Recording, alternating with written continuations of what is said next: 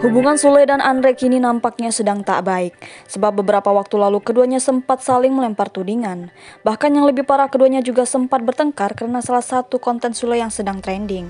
Perseteruannya dengan Sule tak kunjung usai, kini Andre malah mengaku jika dirinya dimanfaatkan oleh Sule. Hal tersebut terkuak dari tayangan YouTube Ari dan Andre pada channel Ari Lasso TV. Pada video tersebut awalnya Ari Lasso menyinggung Andre soal video Sule yang trending. Seolah takut terdengar Sule, Andre pun menanyakan keberadaan Sule. Kemudian Andre pun langsung bercerita dan memberikan fakta yang mengejutkan. Rupanya Andre meluapkan kekesalannya terhadap Sule. Andre merasa dirinya telah dimanfaatkan sahabatnya itu. Mendengar ucapan Andre, Ari mengaku jika ia akan ke rumah Sule. Lalu Andre melanjutkan ceritanya. Saat itu Andre datang ke rumah Sule hanya disajikan air putih. Lalu Ari juga mencoba mengingat tingkah Sule saat itu. Ari menyebut jika Sule hanya bermalasan saat diajak podcast. Andre pun membenarkan ucapan Ari.